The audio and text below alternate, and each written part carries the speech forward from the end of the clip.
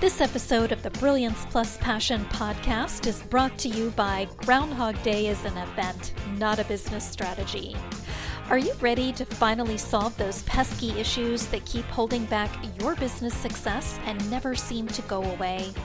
Embrace the power of the S.P.R.I.N.G formula that unearths the issues and opportunities burrowed beneath the surface, and grow your business so you thrive from your intersection of your brilliance and your passion. Claim your copy today at www.thegroundhogbook.com. Welcome to the Brilliance plus Passion podcast. Join us as we celebrate entrepreneurs, business creators, and brilliant minds who reveal what they are doing to make the world a better place by being part of it. Be sure to visit our website at www.brilliancepluspassion.com. While you're there, subscribe to us via your favorite network. Now sit back, lean in, tune in, get your notepad and 2 pens ready, and let's get started. Hello, everybody. Welcome once again to another fantastic episode. And my name is Adam Homey. I am your host. I am honored by your wise decision to tune in and invest in yourself today. Right now, we are speaking with Betty Brink, who is the author of The Main Meal, The New Perspective on Weight Loss. She has done a lot of stuff as an expert on the mental and emotional aspects of dieting and body image, which is something that is very important to a lot of people that we know, which is one of the reasons we are very excited about. Betty blogs a lot about the things that make up the main meal of her life. We are going to discuss this main meal thing. And when you visit our website at www.brilliancepluspassion.com and check out Betty's episode, you will see her full biography, links to some of her websites, and the thing that we're going to introduce to you at the very end. So with all that, Betty, welcome aboard. Thanks, Adam. It's an honor to be here. All right. So the first couple questions are basically you telling us a bit about yourself and your business in your own words. So the first question is, how does the work do you do make the world a better place for your clients, customers, and society at large? Well, my work, Adam, is all about building a community based on acceptance. So I help people find self-esteem by accepting themselves right where they are as the starting point. And then we tap into joy and build the life we want for ourselves. That's great. So just so that we're clear, and I like the guest to explain this rather than me do it, what is it that you do? I'm a national board certified health and wellness coach, and I specialize in weight management, focusing on untangling our self-esteem from our body image. So the lifestyle change that they all say is necessary for permanent weight loss, I believe, begins in our heads and our hearts. After that, the food and exercise will follow. But the change needs to start mentally and emotionally, and that's where I go in coaching. Right. I couldn't agree more. And, I've seen people try all these crash and fad diets. I was around for the Atkins diet. People did this no carb thing. And I know somebody personally who got driven so mad by it that they literally ran to the store, bought 3 loaves of bread, brought them home, and just gorged them because they couldn't take it anymore. Yeah. That's not sustainable. It's not sustainable, and absolute abstinence from something and thinking about it happening for the rest of your life is not achievable. That's asking perfection forever and ever. Amen. And we can't do it. We need reasonable, joyful steps toward our goals. Well, this will be a good jumping point for our next question, which is, what are 3 of the frequently asked questions you get from folks who are going through their process of deciding to work with you? They want to know how much weight I've lost. They want to know how much weight my clients have lost. And how can anybody lose weight if I don't hand out a diet and exercise plan? That's what they want to know. So that's interesting. So you actually don't offer a diet and exercise plan? No, I don't. I encourage each person who works with me to pick their own, because one plan does not fit everyone. So if you want to go paleo, if you want to go keto, if you want to go well-balanced, insulin protective diet, whatever works for you is what's going to work for you. I'm not going to tell you how to do the diet and exercise. I'm not a nutritionist and I'm not a fitness coach. Right. I'm here to coach you into being aware of your choices, to make them consciously and make the choices that feel good. Yeah. And that, as I've been saying for so long, that answer is not the same for everybody, and different people really have different goals about. I remember there's this video I saw once. It was from 1981. It was Hugh Downs interviewing Jackie Gleason, and the topic came up that Jackie Gleason had I think it was a triple bypass or something, and he's telling the story about it while he's holding a glass of scotch and smoking a cigarette. Yeah. And in response to the obvious question, he said, look, if they fixed me, they fixed me. So I'm going to go on smoking. I'm going to go on drinking. I know it's a terrible habit, but they fixed me. Yeah. Now that's a health decision. You can think that that's crazy or what have you, but his view was his heart was messed up. They did some surgery. They put it back together again. Why should he suffer? It's up to him, really.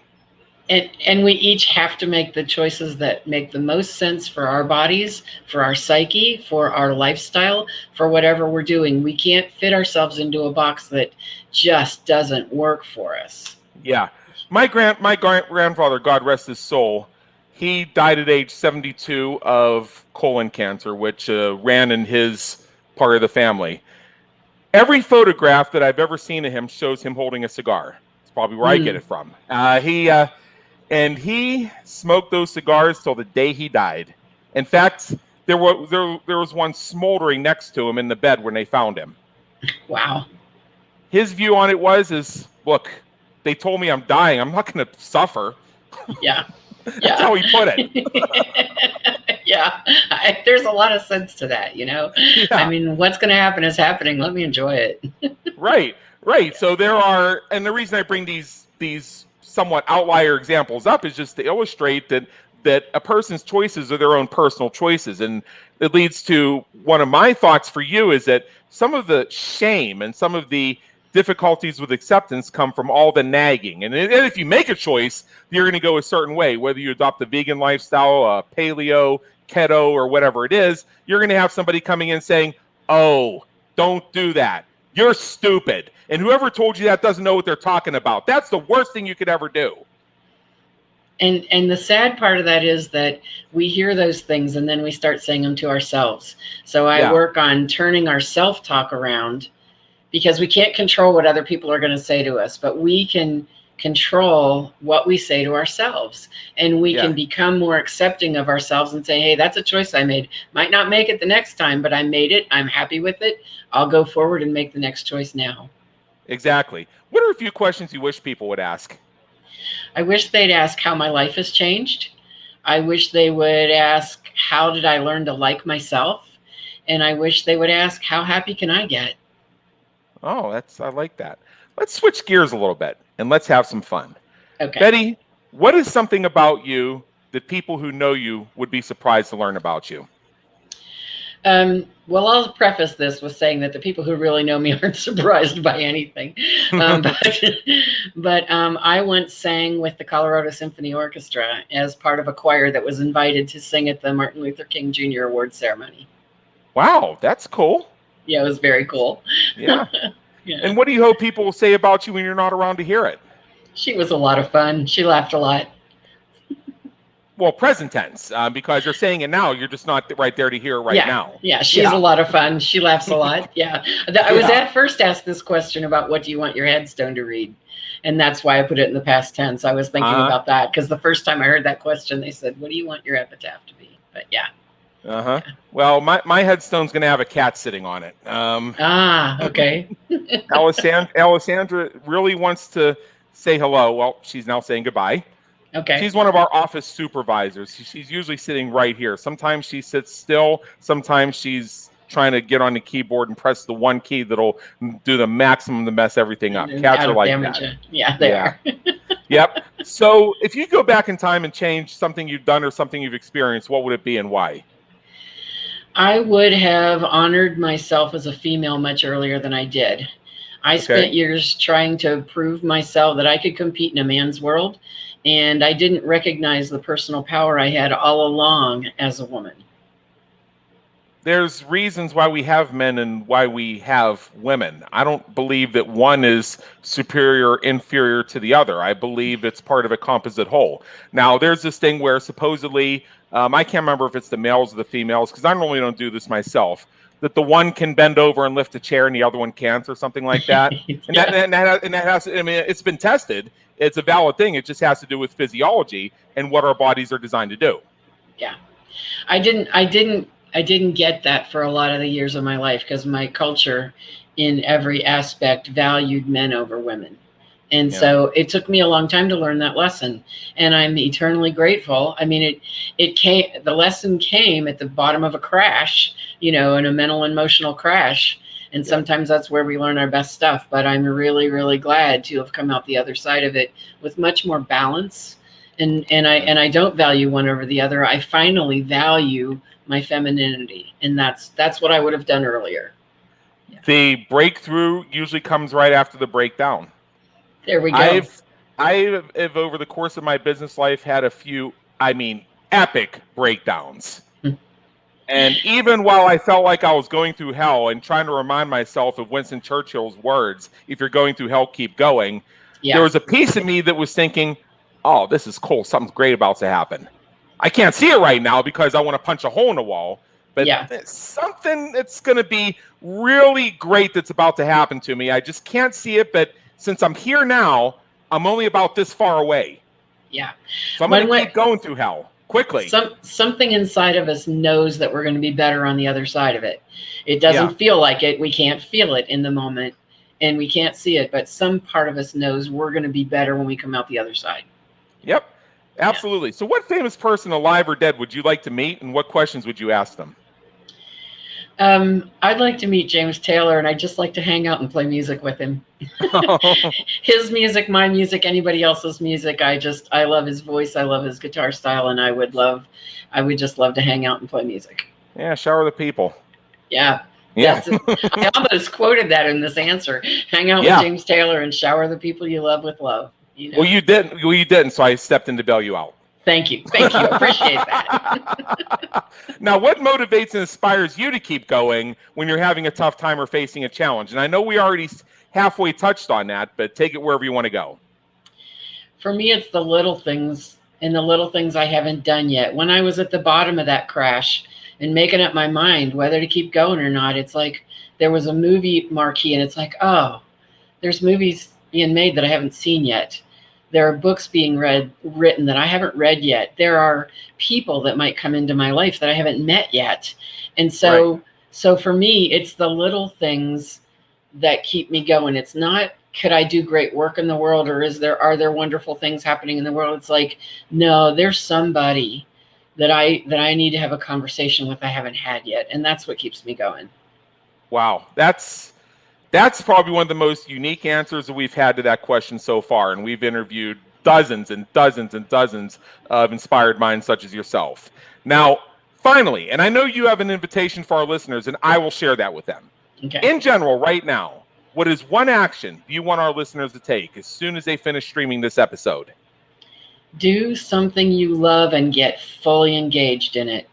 Feel it, breathe it, memorize it, keep the feeling with you. If that's take a bubble bath, if it's read a book, if it's walk outside and feel the sun on your face, do something you love right now and get fully engaged in it. All right. So before I share that invitation, there's actually one thing I do want to come back to is your branding includes the phrase, the main meal. What do you mean by that? The original thought I had in my head when I was going to write that book is, if you think it's about the food, you miss the main meal. Uh-huh. So at that time in my life, I could talk about food 24/7. I was either on a diet or I was going to diet. I was quitting a diet. This food's good. That food's bad. I talked about food. And I finally realized that there's more to life than that. There has to be more to life than that. There have to be friendships I could make. There have to be trips I could take. There have to be other thoughts in my head and aspects of my life that are as important or more important than what I'm choosing to eat every day. And so the main meal for me is the friendships, the family, the experiences, the adventures. For me, the main meal is finding joy and living a joyful life. And that's my main meal. Okay, so basically it's a philosophical thing and looking at how we do our focus. For all I knew, it was the idea that you have one main meal a day. I knew somebody, God rest his soul, he passed a long time ago, but I got to watch his journeys. He lost 100 pounds, and the way he did it is he had one large meal at 1:30 in the afternoon every day. He owned a business, and he left his business for 90 minutes. He went to his favorite restaurant, and he went nuts with that one meal every day. And that's all he ate. Mm-hmm. And he lost 100 pounds that way. And in his case, although there are those who say don't do that, it worked out quite well for him. He didn't have any adverse effects at all. In fact, it was all positives for him. He just could not see himself going on some kind of restrictive diet. But when he thought about it, he realized all he really cared about was lunch. There you go. Whatever works. So and there are people. And he put enough in that lunch that it would carry him till the next day. That's how he did it. That's amazing. And there are people that think my book is a cookbook. They've asked me, how's your cookbook selling? And it's okay. It really is a self-help book. It's really more a self-help book than it is a diet book. And my second book that it will be out hopefully this fall, or at the very least by the first of the year, is If You Think It's About the Food, You Miss the Main Meal. And so I take a deeper dive into all the topics that I touched on in the first book, and I'm going deep on each one of them. And I got 2 chapters and an introduction left to write, and I really hope to finish writing by the end of this summer. I love it. I love it. So let me share that invitation with our audience. If you're watching this on our website right now, you can now see it on the video at the bottom. It's also in the show notes on our post at www.brilliancepluspassion.com. If you are out jogging, I will say it out loud for you one time. So make sure to subscribe and replay. It's www.themainmealwms.